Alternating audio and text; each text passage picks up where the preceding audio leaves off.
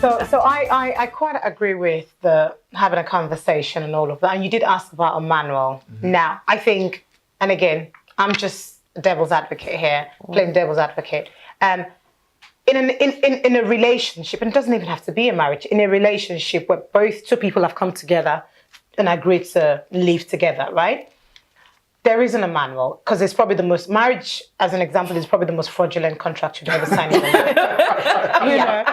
You're signing your life away without even reading the terms and conditions. You don't even know what the terms and conditions. You build, you find unravel things as you go, and you find that you're stuck. There's no cool-off period. There is no, there is no warranty. There's no manufacturers. There's no faulty reason. You know what I mean? You can't return the item. You buy it. You sign, that's your life gone. For the ones who, I don't know if I'd say they're brave enough, they're able to say, I'm gonna return your item back to you. But in that instance, there isn't a manual, right? So the question is, and going back to this manual thing, you've come together to live together. So certain things must be common sense for both parties, right? See, this is it. When you're in a relationship, as a new boyfriend, girlfriend is different. Because you don't know what the other person is, what they do or anything. But when you're actually in a relationship and you have gotten to know someone, do you really need a manual? Because you should really know what, I guess, ticks someone off and how they operate. Yeah, but don't we progressively know people? So as much as, yes, you should know them, but I'm sure there are parts of me that my husband still doesn't know, and I'm sure that if you ask someone who's been married for 20 years, some of them are going to say, I'm still seeing parts of her that I didn't think she had. The person. You don't know yourself. In line with what you just said, when you start dating at the onset, a man looks at a woman and he's right there focusing, I'm coming for you. He only has one agenda, I'm coming right for you. So he's focused, he's listening. She makes it, today I had this, really? Where did you go? And there's a conversation going on. But when you progressively grow in the relationship, he doesn't look anymore. He's not looking with the same intent anymore. But is that right? That's not right. Now, that's the same thing with the woman as well. The woman looks at the man and she says, well, I wish you were the same guy you were when we first met. And the guy is saying to you, well, I wish you were the same woman who looked the same way, who talked the same way, who excited me.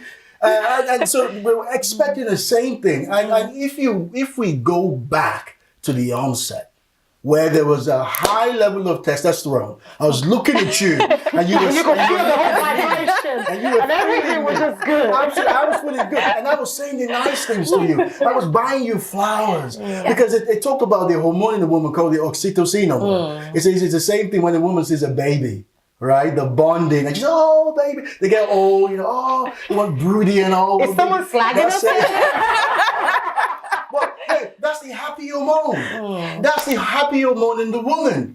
Now, how do we get more of oxytocin flowing from the woman? But it's about taking, isn't it? It's about that care, that commitment, that saying, I care. Someone said when a woman is going all crazy in front of you, just stand. I said, the tornado is coming in front of you, just stand there and take it. I said, yeah, baby, is that all?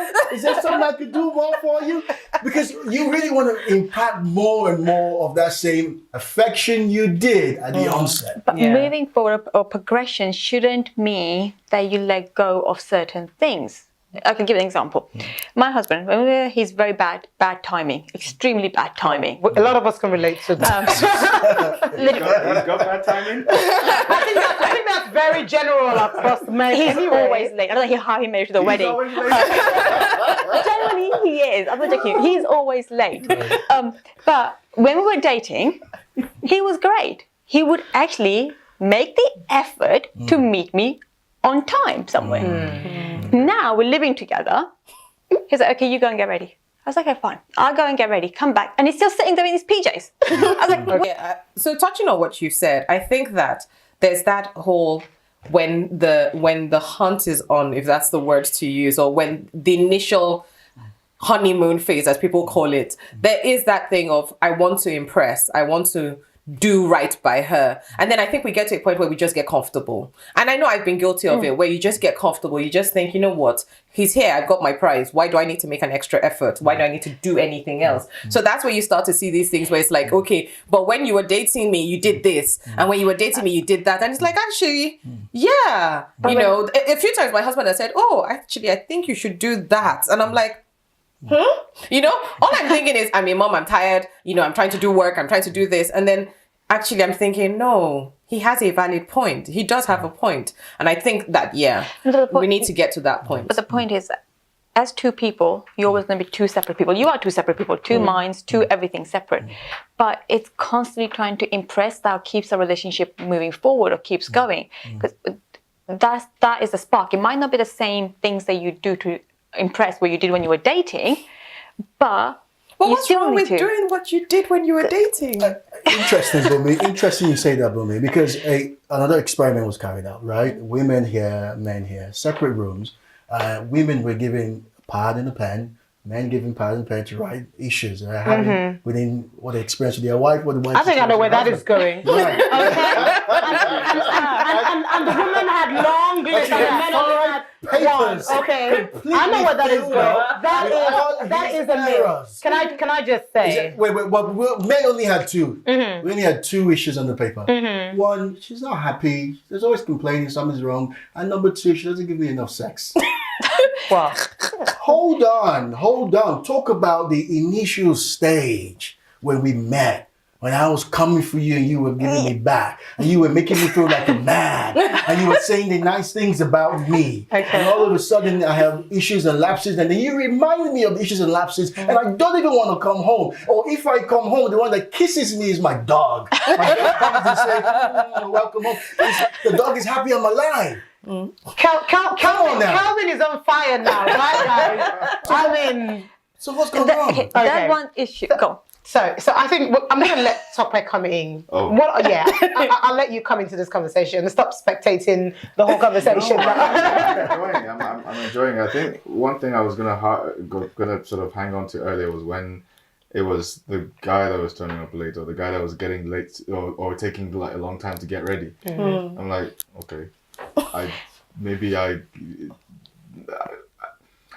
It's the effort bit, not I get that. So. But one thing I've caught from what you said, Saba, and what Bunmi said earlier also is that it leans more towards individualisms and not gender specifics. Yeah. So it means if it's going to be a personality thing, talk about the personality and not say it's because this person is a this or that. No, but if you look at it statistically though, and I always love stats because these things I ask Google a whole lot, you know. And if you look at it, the more women complain, and I don't know, the woman. Honestly, Joe, if you look into stats and data, more relationships have issues because the woman takes longer to get ready. No, there's a difference. So what I'm saying is, if it's the makeup bit and everything, so I'm talking about a woman who still has to get the children ready, right? Okay. And half the time, as an example, men probably don't get as much, they don't get involved. Not, okay, let me learn. Okay. When you look at it, in most homes, right, we're Africans, right?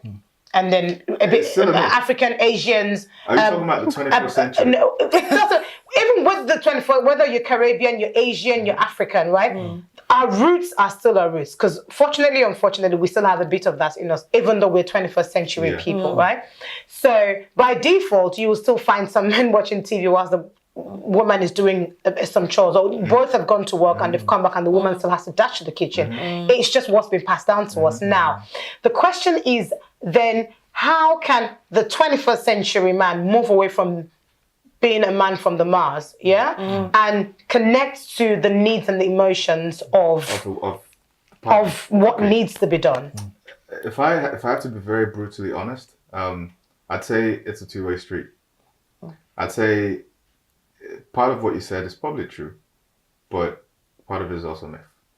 I think one of the joys of my life as a father, started with one of the joys that I quickly sort of realized that I had was taking care of my kids. Yeah, it was a joy for me because I felt fulfilled because I realized that my life was different when they were not there, as in before they came. Now, when that got, like, if you find yourself in a position where it's taken away from you, you kind of miss it. or you want, so the point I'm making is that part of the reason why women or mothers are so selfless in what they do, and they are I have utmost respect for what mothers do, but part of the reason why they do these things so selflessly is because they derive some sort of joy from it. She's not saying anything to me. Okay. Well, I distinctly think she's sending some message to me. Okay, so you talked Because about, of that closeness. Okay, you talked about visual, right? Visual and some- Annoyed look. Can I get a high